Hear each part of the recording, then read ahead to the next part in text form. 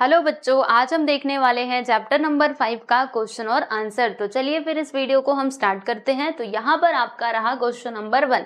इसमें क्या लिखा हुआ है कि identify the precipitation type with the help of the description given below. यानी कि यहाँ पर जो डिस्क्रिप्शन दिया गया है उसको देख करके आपको समझना है और फिर ये बताना है कि ये कौन से टाइप का प्रेसिपिटेशन है। तो चलिए फिर हम देखते हैं फर्स्ट सब क्वेश्चन। इसमें क्या लिखा हुआ है कि it is the main source of the water that you use and sometimes ये कैसा होता है, टोरेंशियल होता है, कभी ये कंटिन्यूअस होता है। टोरेंशियल का मतलब क्या होता है, जब बहुत ज्यादा बारिश होती है ना तो उसकी बात की जा रही है, ठीक है। तो कभी ये कंटिन्यूअस होता है, कभी ये टोरेंशियल होता है। Most of the agriculture India के अंदर, मतलब ज्यादातर जो एग्रीकल्चर है वो इसी के ऊपर डिपेंड होता है। तो बताइए यहाँ पर किसकी बात की जा रही है बच्चों? तो यहाँ पर बात की जा रही है रेनफॉल की, ठीक है। समझ में आया? क्योंकि बारिश के ऊपर ही तो इंडिया में ज्यादातर करके जो खेती है वो डिपेंडेंट होती है। मतलब जो किसान है ना वो इंतजार करते हैं कि जब बारिश होगी तब जाके हम फसल लगाएंगे, ठीक है। चलिए आगे देखते हैं। अगला है यहाँ पर कि it seems as if water droplets are floating in the atmosphere in London one can not see the sun till the afternoon during winters because of this phenomena. तो बताओ ये क्या है? तो ये है फॉग, क्योंकि फॉग की वजह से ही तो हमें कुछ दिखाई नहीं देता है ना। और जो मतलब फॉग जो है वो कैसे निर्मित होता है? तो जो वाटर ड्रॉपलेट्स होते हैं वो एटमोस्फियर में जब इधर उधर मूव करने लगते हैं, करते रहते हैं, और जब वो बहुत ये डेंस हो जाते हैं तब जाके हमें ये फॉग दिखाई देता है। तो इसीलिए इसका करेक्ट आंसर फॉग हो जाएगा। नेक्स्ट है कि it never precipitates like this in equatorial areas. Precipitation in the solid form sometimes cause damage to the crops. तो बताइए ये क्या है? अब देखो यहाँ से आपको समझ में आ गया होगा कि ये वाला जो प्रेसिपिटेशन है ना ये क्या करता है, क्रॉप्स यानी फसलों को नुकसान पहुंचा देता है। तो बोलो कौन सा प्रेसिपिटेशन फसलों को नुकसान पहुंचाता है? चलिए बताइए। तो ये है ना, जो आकाश से गिरते हैं पत्थर, ठीक है, तो उनकी वजह से फसलों को नुकसान होता है। नेक्स्ट है A white cotton like layer spreads on the earth surface, यानी अर्थ सरफेस पे कॉटन के जैसा लेयर जो है वो जम जाता है। बिकॉज ऑफ दिस, इसके कारण क्या होता है, इस प्रेसिपिटेशन की वजह से the state of Jammu and Kashmir, वहां पर क्या होता है कि उसकी जो कैपिटल है वो विंटर में चेंज होती है। In Maharashtra it does not precipitate like this, और महाराष्ट्र में ऐसा नहीं होता है, बस वो जम्मू एंड कश्मीर में ही हमें देखने के लिए मिलता है।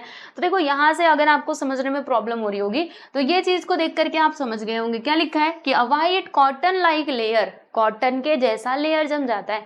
यानी कि यहाँ पे किसकी बात की जा रही है बच्चों? फॉग की, फॉग नहीं, स्नो की बात की जा रही है। जब बर्फबारी होती है ना, स्नोफॉल, ठीक है, तो उसकी बात की जा रही है, इसलिए यहाँ पे इसका आंसर स्नो हो जाएगा, ठीक है। तो आप देख सकते हो क्वेश्चन नंबर 1 यहाँ पर कंप्लीट होता है। क्वेश्चन नंबर 2 में क्या है कि look at the following pictures and identify the correct rainfall type. यानी कि आपको यहाँ पे पिक्चर्स देखने हैं और बताने हैं कि ये कौन से टाइप का रेनफॉल है। जैसे मैंने आपको 3 टाइप के रेनफॉल पढ़ाए थे, कन्वेक्शनल पढ़ाया था, दूसरा हमने देखा था ओरोग्राफिक रेनफॉल, और तीसरा हमने देखा था प्यारे बच्चों साइक्लोनिक रेनफॉल, ठीक है। तो चलिए हम देख करके समझते हैं। तो ये जो आपको पिक्चर यहाँ पर दिखाई दे रहा है, अच्छे से देखो और बताओ। देखो ये वाष्प बन करके ऊपर गया, ऊपर जाने के बाद ठंडा हुआ, ठंडा होकर के कंडेंस हुआ, फिर यहाँ पे बादल बने और बारिश हो रही है। तो बोलो ये कौन सा टाइप का रेनफॉल है? तो ये है हमारा कन्वेक्शनल टाइप का। तो यहाँ पे क्या लिखोगे? कन्वेक्शनल। नेक्स्ट है, ये देखो, आज मैं दिखाऊंगी नहीं, यहाँ पर देखो क्या हो रहा है, इधर से हवाएं जा रही थी है ना, तो फिर इसको पहाड़ मिल गया, पहाड़ ने इसका रास्ता रोकने की कोशिश की। अब ये रुक करके ऐसे इनका डायरेक्शन चेंज हुआ, ये ऊपर जाने लगी, यहाँ पर ठंडी होकर के बादल का निर्माण हुआ, यहाँ पे बारिश हो गई, ठीक है। फिर जब ये इधर गई तो इनके पास ज्यादा पानी नहीं था इन हवाओं के पास। तो बोलो ये कौन से टाइप का रेनफॉल है? तो ये है हमारा ओरोग्राफिक टाइप का। फिर साइक्लोनिक कैसा होता है? तो ये तूफान, आंधी तूफान देख के आपको समझ में आ गया होगा कि ये साइक्लोनिक रेनफॉल है, ठीक है। नेक्स्ट है क्या है इसमें कि look at the figures above and answer the following questions. यानी कि यहाँ पर ये जो तीनों फिगर्स है ना ए बी सी करके, देखो बच्चों ये है ए, ये है बी और ये है सी, ठीक है। तो इन तीनों फिगर्स को देखना है और यहाँ पे कुछ क्वेश्चन दिए गए हैं जिनके आंसर आपको बताने हैं। तो पहला क्वेश्चन आपके सामने ये रहा, इसमें लिखा हुआ है कि in figure B on which side of the mountain is it raining more. यानी कि ये जो हमारा पिक्चर बी है ना, इसमें आपको बताना है कि इसमें ये जो माउंटेन है इसके कौन से साइड में ज्यादा बारिश हो रही है। तो बताइए कौन सा साइड में ज्यादा बारिश हो रही है बच्चों? तो ये वाली साइड में ज्यादा बारिश हो रही है, देख रहे हैं आप सभी लोग है ना, क्योंकि यहाँ पे ज्यादा की ही बात की जा रही है। तो इसका जो ये लेफ्ट वाला साइड है यहाँ पे ज्यादा बारिश हो रही है, इधर कम हो रही है, तो इसका आंसर हम क्या लिखेंगे? देखिए इसका आंसर हम ये लिखेंगे कि the windward side is receiving more rainfall, यानी कि जो विंडवर्ड साइड है स्टूडेंट्स वो मोर रेनफॉल को रिसीव कर रहा है। ठीक है, नेक्स्ट है यहाँ पर देखिएगा, shade the rain shadow region in figure B and name it, यानी कि आपको क्या करना है, सुनो ध्यान से, आपको ना मतलब उसी फिगर बी में ही जो शेड करना है, मतलब उसको आइडेंटिफाई करना है, किसको? रैन शेडो रीजन को, राइट। और उसके बाद यहाँ पे नेम इट, यानी उसकी नेमिंग भी करनी है। तो रैन शेडो रीजन क्या होता है प्यारे बच्चों? तो रैन शेडो रीजन ये होता है, मैं अगर आपको दिखाऊं तो ये वाला जो रीजन है ना प्यारे बच्चों, ये हमारा रैन शेडो रीजन होता है। ठीक है, समझ में आ रहा है? जिसको हम लीवर्ड रीजन कहते हैं। आप अपनी टेक्स्ट बुक में देख लीजिएगा, मैंने ये पढ़ाते टाइम पे बहुत अच्छे से एक्सप्लेन किया था। ठीक है, तो इसका आंसर क्या हो जाएगा? तो देखिए students show levered side in the picture, यानी पिक्चर में हमें लीवर्ड साइड दिखाना है। कौन सा साइड प्यारे बच्चों? ये वाला साइड। ठीक है, तो इसको आप सेट कर दीजिएगा, मतलब उसको दिखा देना, बस बात खत्म हो जाएगी। अच्छा आगे बताओ, आगे क्या? तो आगे यहाँ पर तीसरा क्वेश्चन है आप लोगों के सामने कि what is the difference between A and C, यानी कि ये जो पिक्चर है ना ए और सी, इन दोनों में क्या डिफरेंस है? तो इसमें कन्वेक्शनल टाइप का रेनफॉल है और सी में कैसा है बच्चों? साइक्लोनिक है। तो आइए जरा इनका शॉर्ट में हम डिस्क्रिप्शन लिख देते हैं। तो देखिए क्या है कि फिगर ए में हमने क्या देखा, ये कन्वेक्शनल टाइप का रेनफॉल है ना। इसमें क्या होता है, जब गर्म हवा ऊपर जाती है फिर वहां पे जाकर के वो ठंडी हो जाती है और फिर कंडेंस होने लगती है, और कंडेंस होने की वजह से क्या होता है, मतलब जब ये कंटिन्यूअस कंडेंसेशन होता है तब जाके बारिश होती है। ठीक है, hence rainfall is accompanied by rainfall, lighting and thunder. फिर क्या होता है, बिजली, कड़कती बिजली और गरजते बादलों के साथ यहाँ पे बारिश होती है। फिर सी में हमने क्या देखा, साइक्लोनिक रेनफॉल देखा, है ना। एयर फ्रॉम होता क्या है कि जो सराउंडिंग रीजन का मतलब जो एयर है, राइट, तो उसी से, तो मतलब ये अगर देखा जाए साइक्लोनिक जो है ना, साइक्लोन वो कैसे निर्मित होता है, तो वो एक एयर का ही फॉर्म है। बस ये है कि वो एक स्पेशल जब सर्कमस्टेंसेस बनते हैं तब जाके वो चक्रवात का निर्माण होता है, यानी साइक्लोन का निर्माण होता है। ठीक है, तो यहाँ पे वही बातें दी गई है कि comes towards the centre of the cyclone and start moving upward as it rises, the temperature of the air reduces, जब ऊपर जाएगा तो टेम्परेचर रिड्यूस होगा एंड देन कंडेंस होता है वहां पर और बादल बनता है, तब जाके बारिश हो जाती है। तो ये हमने बता दिया। नेक्स्ट है कि stormy winds and floods are associated with which rainfall type. यहाँ पर बोला है कि स्टॉर्मी विंड्स मतलब तूफानी हवा और फ्लड्स जो आंधी तूफान आता है उसकी बात की जा रही है, बाढ़ की बात की जा रही है। ठीक है, तो ये किससे संबंधित है? तो प्यारे बच्चों ये संबंधित है साइक्लोनिक रेनफॉल से, है ना, क्योंकि ये कब होता है, स्टॉर्मी विंड्स एंड फ्लड्स, ये कब आएगा? साइक्लोनिक रेनफॉल के टाइम पे ही आता है। तो इसलिए यही इसका करेक्ट आंसर हो जाएगा। ठीक है, नेक्स्ट है इसमें कि what type of rainfall occurs in Singapore, Singapore में कौन से टाइप का रेनफॉल होता है? तो सिंगापुर में होता है प्यारे बच्चों जनरली अगर देखा जाए तो साइक्लोनिक रेनफॉल। ओके, चलिए आगे बढ़ते हैं। Identify the odd man out. अब आपको यहाँ पे ऑड मैन आउट बताना है, तो ध्यान से देखते जाओ, सभी का आंसर आपको आएगा। देखिए, ओरोग्राफिक रेनफॉल, एसिड रैन, साइक्लोनिक रेनफॉल, कन्वेक्शनल रेनफॉल। तो बताइए इसमें ऐड क्या, ऑड क्या होगा? ऐड नहीं, ऑड क्या होगा? चलिए, तो इसका आंसर आप सभी लोग बता सकते हो। ये जो तीन है ना, ओरोग्राफिक, साइक्लोनिक एंड कन्वेक्शनल, ये सभी हमारे रेनफॉल के टाइप है, और ये जो एसिड रेन है ये तो अलग हो जाता है। ठीक है, ये मतलब ये चारों में से सबसे अलग एसिड रेन है ना, तो वो यहाँ पे ऑड हो जाएगा। नेक्स्ट है snowfall, rainfall, hailstone and due. तो क्या यहाँ पर अलग है? तो देखो प्यारे बच्चों, स्नोफॉल, रेनफॉल, हेलस्टोन सारे के सारे गिरते हैं बादलों में से, और ये जो ड्यू है, ओस, मतलब ओस चारों तरफ ऐसे करके वो फैलता है ना, तो यहाँ पे अलग क्या हो जाएगा हमारा, ये ड्यू हो जाएगा, क्योंकि ड्यू फैल रहा है धीरे धीरे करके, ये डायरेक्ट गिरते हैं, है ना। स्नोफॉल ऊपर से नीचे और रेनफॉल ऊपर से नीचे, और ये हेलस्टोन भी ऊपर से नीचे। नेक्स्ट है thermometer, rain gauge, anemometer, measuring jar. तो इसमें क्या अलग है बच्चों? देखो, थर्मोमीटर से मेजर किया जाता है बुखार को, रेन गेज से क्या करते हैं हम लोग, जो बारिश होती है उसको मेजर करते हैं, एनीमोमीटर से भी हम कोई चीज मेजर करते हैं, मतलब जो हम यहाँ बोल सकते हैं ये जो एयर होता है ना, ठीक है, एयर के डायरेक्शन को उसको मेजर कर सकते हैं। बट मेजरिंग जार, ये मतलब ये चारों में मेजरिंग जार से हम मेजर करते हैं, बट अगर मैं बात करूँ तो क्या होता है कि जो पानी हमने इकट्ठा किया है वो हम मेजरिंग जार में डाल करके मेजर करते हैं, तो वो चीज अलग है। यहाँ पे डायरेक्टली आप इन सभी चीजों से मेजर कर सकते हो ना, तो ये तीनों सेम, मतलब देखो ऑड मैन आउट जो है ना प्यारे बच्चों, ये आपके मतलब अगर आपको उसके बारे में नॉलेज रहेगी ना, आप फटाक से ऑड मैन आउट बता दोगे। तो ये डिपेंडेंट है आपने कितना सीखा हुआ है इसके ऊपर, आपकी नॉलेज के ऊपर, ठीक है ना। तो यहाँ पर ये तीनों सेम मतलब सेम प्रजाति के दिखाई दे रहे हैं, ये अलग प्रजाति का है, इसलिए ऑड मैन आउट में मेजरिंग जार आपका अलग हो जाएगा। नेक्स्ट है, आइए देखते हैं answer in brief. In what ways does precipitation occur on earth, यानी कि जो प्रेसिपिटेशन है वो किस प्रकार से हमारे अर्थ के ऊपर होता है। तो हम देखते हैं ना, वो स्नो के फॉर्म में होता है, हेल के फॉर्म में होता है, बारिश बरसने लगती है, पानी आने लगते हैं आकाश से, तो ये सारी चीजें होती हैं। तो आइए हम एक एक के बारे में एक्सप्लेनेशन देंगे। प्रेसिपिटेशन का मतलब क्या होता है, वाटरफॉल इन द सॉलिड और liquid state, liquid state the clouds to the earth surface, यानी कि बादलों में से अर्थ के सरफेस पे जो वाटर गिरता है, या तो वो लिक्विड के फॉर्म में या फिर सॉलिड के फॉर्म में, तो उसको कहा जाता है प्रेसिपिटेशन, ठीक है। तो इसके कुछ ये देखो, ये सभी फॉर्म्स हैं, स्नो हो गया, हेल स्टॉर्म हो गया, रेनफॉल हो गया, are the major form of the precipitation. तो आइए हम एक एक के बारे में देखते हैं। पहले हम जानेंगे स्नो के बारे में। तो स्नो कैसे फॉर्म होता है मैंने आपको बताया था, आओ एक बार फिर से देखते हैं। देखिए, when the temperature in the atmosphere falls below the freezing point, यानी जब ये फ्रीजिंग पॉइंट से भी नीचे चला जाता है एटमॉस्फेयर का टेम्परेचर, तो फिर जो वाटर वेपर है ना वो डायरेक्टली चेंज हो जाते हैं स्नो फ्लैक्स, यानी कि छोटे छोटे बर्फ के टुकड़ों में। फिर this is called the sublimation and इस प्रोसेस को हम कहते हैं प्यारे बच्चों सब्लिमेशन, ठीक है। फिर precipitation in the form of solid particles, अब वो जो सॉलिड पार्टिकल्स बना हुआ है वो क्या होगा, वो नीचे की तरफ जाएगा and this is called the snowfall, ठीक है।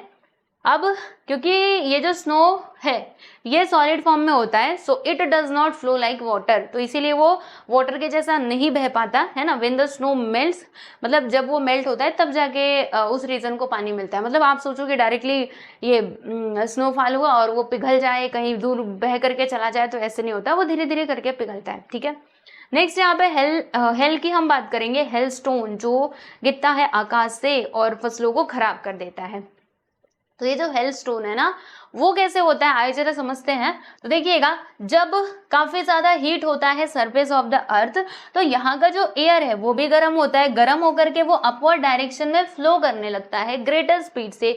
ऊपर जाने के बाद क्या होता है प्यारे बच्चों, जब टेम्परेचर थोड़ा रिड्यूस होता है तो उसका कंडेंसेशन होता है, और फिर उसके बाद जो वाटर वेपर है ना, मतलब condensation of water vapour takes place and dark clouds are form, मतलब कंडेंसेशन होने की वजह से जो क्लाउड्स है वो आ जाते हैं, ठीक है। एंड क्योंकि अब ये अपवर्ड मूवमेंट हो रहा है एयर का, तो इसीलिए this water droplets go to the higher altitude. फिर ये जो वाटर ड्रॉपलेट्स हैं ये ऊपर चले जाते हैं काफी ऊंचाई पे, एंड यहाँ पर सॉलिडिफिकेशन का प्रोसेस होता है प्यारे बच्चों, ठीक है। एंड दिस ड्रॉपलेट्स जो है ये हेलस्टोन आर फॉर्म, ठीक है। तो इसमें देखिए क्या दिया है कि here solidification of this droplets occur and hail stones are form, मतलब जब सॉलिडिफिकेशन होता है तब जाके हेल स्टोन जो है वो फॉर्म होते हैं। And as hail stones are very heavy, अब ये जो पत्थर होते हैं ये काफी भारी होते हैं, इसीलिए वो ऊपर नहीं रुक पाते और ग्राउंड में यानी कि अर्थ के सरफेस पे ये गिर जाते हैं, राइट, और ये फसलों को भी काफी नुकसान पहुंचा सकते हैं। तो यहाँ पे हमने हेलस्टोन के बारे में पढ़ लिया। अब रेनफॉल की चर्चा करेंगे। तो रेनफॉल कैसे होता है बच्चों, तो देखिएगा, we generally get water in the form of rainfall. The temperature of the air with water vapor reduces when it goes higher, यानी जैसे जैसे जो ऊपर हवा जाती है तो उसका जो टेम्परेचर है वो रिड्यूस हो जाता है। एंड इसका परिणाम ये होता है कि कंडेंसेशन का प्रोसेस होता है और जाके वाटर वेपर जो है मतलब वाटर ड्रॉपलेट्स फॉर्म होते हैं, फिर धीरे धीरे करके मतलब डस्ट पार्टिकल जो है उसके आजू बाजू में इकट्ठा होते हैं, फिर ऐसे बादल बनते हैं, और बादल होने के बाद वो जो ड्रॉपलेट्स है वो धीरे धीरे साइज में बड़े होते हैं, और जब बहुत ज्यादा साइज में बड़े होते हैं तो वो फिर तैर नहीं सकते तो वो गिर जाते हैं जमीन के ऊपर, and this is called the rainfall, ठीक है। फिर चलो रेनफॉल हमने पढ़ लिया। फॉग, ड्यू एंड फ्रॉस्ट हम पढ़ लेते हैं प्यारे बच्चों। तो जब ये कंडेंसेशन होता है या फिर सॉलिडिफिकेशन होता है हमारे अर्थ के सरफेस के नियर में, तब जाके ये तीनों चीजें हमें देखने के लिए मिलती हैं, फॉग, ड्यू एंड फ्रॉस्ट, ठीक है। तो हमने यहाँ पर बता दिया प्रेसिपिटेशन कैसे होता है, स्नो के फॉर्म में, हेल के फॉर्म में, फिर रेनफॉल, और ये फॉग, ड्यू एंड फ्रॉस्ट कैसे होता है मैंने आपको बता दिया है। तो यस एवरीवन, ध्यान रखो। चलो नेक्स्ट देखते हैं, comment on the rainfall occurring in the rain shadow area. मतलब जो रेन शेडो एरिया है ना प्यारे बच्चों, वहां पर जो रेनफॉल होता है, अब उसके बारे में थोड़ा सा यहाँ पर उसके ऊपर कमेंट कर दीजिए, यानी उसके ऊपर बताइए। तो आइए जरा देखते हैं। पहला पॉइंट कि विंड्स कमिंग फ्रॉम लेक्स और सीज आर मॉइस्चर लैडेन, मतलब क्या हुआ इसका कि जो भी विंड्स आता है लेक्स या फिर सी के इधर से, ठीक है, मान लो यहाँ पे समुद्र है, यहाँ पे कोई लेक है, तो यहाँ से ये विंड बह करके जा रहा है तो उसमें बहुत सारा मॉइस्चर होता है, ठीक है, and they are obstructed by the high mountain ranges, और जो हाई माउंटेन रेंजेस होते हैं उनके द्वारा वो रोका जाता है। अब रोकने की वजह से क्या होता है भाई, वो अपना डायरेक्शन चेंज करके अपवर्ड की तरफ जाने लगता है, तो जब वो ऊपर जाता है तो टेम्परेचर वहाँ का मतलब डाउन होता है, थोड़ा कम होता है, कम होने की वजह से कंडेंसेशन का प्रोसेस होता है और फिर उसके बाद जो वाटर ड्रॉपलेट्स है वो उधर फॉर्म होते हैं, बादल भी बनते हैं, ठीक है। Thus because of the obstruction of the mountain this type of rainfall occurs, तो इसीलिए ये टाइप का जो रेनफॉल है वो हमें देखने के लिए मिलता है। And the windward side of the mountain gets more rain, यानी कि देखो जैसे यहाँ पर ये ज्यादा बारिश करेगा जो विंडवर्ड साइड है, ठीक है, amount of vapour in the air reduces after crossing the mountain, फिर ये माउंटेन क्रॉस करने के बाद जब ये क्रॉस, क्योंकि यहीं पे पूरा इसका जो मॉइस्चर है यहीं पे खत्म हो चुका है, वो सूखा बन चुका है, तो जब वो आगे पहुंचता है तो उसका जो मॉइस्चर है वो खत्म हो गया रहता है ना, उसके अंदर के जो वेपर है वो खत्म हो गए रहते हैं, बहुत कम होते हैं। So the mountain and the moisture holding capacity of the air increases, ठीक है प्यारे बच्चों। चलो आगे चलते हैं। Which type of rainfall occur in most of the world why, मतलब ज्यादातर वर्ल्ड में कौन से टाइप का हमें देखने के लिए मिलता है रेनफॉल, तो वो orographic rainfall occurs in most of the parts in the world, यानी ओरोग्राफिक टाइप का जो रेनफॉल है वो ज्यादातर हमें देखने के लिए मिलता है। कन्वेक्शनल रेनफॉल कैसा होता है, रीजनल इन नेचर होता है। There is certainty in the convectional rainfall occurring in the equatorial areas, comparatively the orographic and cyclonic rainfall are less certain and therefore such areas are prone to very heavy rainfall, floods or droughts frequently, ठीक है। Next है इसमें कि if condensation occurs closer to earth surface what type of forms become visible, मतलब जब हमारे अर्थ के surface के नियर में, उसके क्लोजर में क्या होगा, कंडेंसेशन वाला प्रोसेस होगा, तो हमें क्या क्या देखने के लिए मिलेगा, तो बच्चों इसका आंसर बहुत सिंपल है, फॉग, डिव और ये जो फ्रॉस्ट है ना ये हमें देखने के लिए मिलेंगे। तो व्हेन द कंडेंसेशन और solidification of the water vapour in the atmosphere occurs near the earth surface then we can see, क्या हम देख सकते हैं, फॉग, डिव एंड फ्रॉस्ट, ठीक है। नेक्स्ट है कि what precautions should be taken while measuring rainfall, यानी जब हम मेजर करते हैं रेनफॉल को तो कौन से प्रिकॉशंस, मतलब कौन कौन सी सावधानियां हमें बरतनी चाहिए। तो आइए जरा हम सावधानियां देख लेते हैं। पहला बात ये है कि rainfall is an important source of water on the earth and rainfall is form because of changes in the temperature of the air with water vapour, यानी कि जो रेनफॉल है प्यारे बच्चों वो क्यों होता है, टेम्परेचर में चेंजेस की वजह से ही होता है, क्योंकि जब हवा गर्म होगी ऊपर जाएगी, ऊपर जाने के बाद बादल बनेंगे तब जाके बरसात होगी, ठीक है। और ये मेन सोर्स ऑफ वाटर है हमारे अर्थ पे। And the instrument that is used to measure rainfall is called rain gauge, मतलब जो रेनफॉल होता है उसको हम कैसे मेजर कर सकते हैं, रेन गेज की मदद से मेजर कर सकते हैं, है ना। इसमें एक फनल होता है प्यारे बच्चों रेन गेज में, राइट, जिसके इधर से पानी जाता है, एक बॉटल में इकट्ठा होते रहता है, ठीक है, तो उसी फनल के थ्रू वो बॉटल में इकट्ठा होता है, फिर जो कलेक्टेड वाटर है ना उसको हम मेजरिंग जार की मदद से मेजर करते हैं, ठीक है। फिर जहां पर हैवी रेनफॉल होता है वहां पर रीडिंग हर 3 घंटे में ले सकते हैं, यानी एक बार रखा फिर 3 घंटे तक उसको रहने दो और तब जाके आप उसको मेजर करो, राइट। फिर उसके बाद हम उसको मेजर करते हैं मिलीमीटर्स में, यानी जो जार होता है मेजरिंग जार वो मिलीमीटर में हम मेजर करते हैं। And the gauge is kept, मतलब इसको रखा जाता है लगभग 30 सेंटीमीटर के हाइट पे, ठीक है। Hence the rain water is collected without any obstruction, तो ऐसा क्यों करते हैं कि उसको ऊपर रखा जाता है ताकि बिना किसी ऑब्स्ट्रक्शन के जो पानी है वो इकट्ठा हो सके और हम उसको मेजर कर पाए, इसीलिए ऐसे किया जाता है, ठीक है। नेक्स्ट है यहाँ पे ड्यू एंड फ्रॉस्ट का डिस्टिंक्स बिटवीन बताना है, तो ड्यू और फ्रॉस्ट, तो चलिए फिर हम देखते हैं। देखिए सबसे पहला है ड्यू, कैसे होता है, मतलब कैसे ये बनता है, तो जब मॉइस्ट लैंडेड एयर, लेडन, इसको क्या कहेंगे, लेडन, यानी कि एयर के अंदर काफी ज्यादा मॉइस्चर है, ठीक है, तो air near the earth surface comes into contact with very close object, यानी कि जो हमारा मॉइस्चर लैडन एयर होता है ना, यानी जिसके अंदर काफी ज्यादा मॉइस्चर है, जब वो किसी कोल्ड ऑब्जेक्ट के संपर्क में आता है तो फिर कंडेंसेशन का प्रोसेस होता है प्यारे बच्चों, राइट। और तब जाके पानी की जो बूंदे हैं वो छोटी छोटी फॉर्म होती हैं। किसमें? मैं ड्यू की बात कर रही थी, ठीक है। फिर ये फ्रॉस्ट क्या होता है? तो जब टेम्परेचर 0 डिग्री सेल्सियस, क्योंकि फ्रीजिंग पॉइंट क्या होता है 0 डिग्री सेल्सियस के भी नीचे जाता है, तब जो एटमॉस्फेयर में जो एयर के अंदर मॉइस्चर प्रेजेंट है ना, ठीक है, वो क्या होगा, वो फ्रीज हो जाता है, फ्रीज होकर के वो बर्फ बन जाता है। तो दिस इज योर फ्रॉस्ट, ठीक है। नेक्स्ट है सेकेंड पॉइंट कि water vapour condenses and forms और ड्रॉपलेट्स ऑफ वाटर, मतलब जो वाटर वेपर है वो कंडेंस हो करके यहाँ पे वाटर ड्रॉपलेट्स फॉर्म होते हैं। और इसमें क्या होता है कि जो water droplets stuck to cold surface turns to frozen water droplets, यानी कि जो वाटर ड्रॉपलेट्स यहाँ पे बने हुए हैं प्यारे बच्चों, ठीक है, फ्रीजेस फॉर्मिंग फ्रॉस्ट। ये तो मैंने आपको बताया ना। तो जो वाटर ड्रॉपलेट्स है, क्योंकि वाटर ड्रॉपलेट्स भी यहाँ पे फॉर्म हो सकते हैं, तो ये कोल्ड सरफेस जो है वहां पे जाकर के मतलब ये चिपक जाते हैं, स्टक हो जाते हैं, ठीक है। नेक्स्ट देखिए, dew stick to the cold object but does not freeze, मतलब जो ड्यू है प्यारे बच्चों ये कोल्ड ऑब्जेक्ट से चिपक जाता है बट ये फ्रीज नहीं होता। लेकिन इसकी अगर मैं बात करूं तो it sticks to the cold object and freeze, मतलब ये कोल्ड ऑब्जेक्ट से दिखाई नहीं दे रहा ना शायद, हाँ मैं हट जाती हूँ। ये कोल्ड ऑब्जेक्ट से ये क्या होता है, चिपक जाता है एंड फ्रीज भी हो जाता है, बट ये फ्रीज नहीं होता। चलो अब ये स्नो एंड हिल का हम डिफरेंस यहाँ पर देखेंगे, ठीक है। तो पहला कि precipitation in the form of solid particles of snow is known as snowfall, यानी कि जो प्रेसिपिटेशन होता है ये सॉलिड के फॉर्म में, this is your snowfall. And hell क्या होता है? तो precipitation in the form of frozen water, ठीक है, मतलब फ्रोजन वाटर के रूप में जब ये प्रेसिपिटेशन होता है प्यारे बच्चों, ठीक है, water droplets falling rapidly to the ground is known as hail, ठीक है। And the fall of temperature in the atmosphere below the freezing point cause snowfall, ठीक है। स्नोफॉल कब होगा? जब टेम्परेचर कैसा हो जाएगा? फ्रीजिंग पॉइंट से, अच्छा एक मिनट रुकना, मैंने यहाँ पर क्या बोला था? 0 डिग्री, एक minute. If the temperature of the air is less than 0 degree, हाँ बिल्कुल सही कहा था, मुझे लगा यहाँ पर ना कुछ और लिखा है। चलिए कोई बात नहीं, आइए देखते हैं। तो the fall of temperature in atmosphere below the freezing point causes snowfall, यानी जब फ्रीजिंग पॉइंट से भी कम हो जाता है टेम्परेचर तब जाके ये स्नोफॉल जैसी सिचुएशन बनती है। और यहाँ पर हेल के लिए एक्सट्रीम हीट जब होगा तब जाके समझो, क्योंकि सबसे स्टार्टिंग वाला प्रोसेस क्या है हेल स्टोन का? तो यही है, हीट होना चाहिए।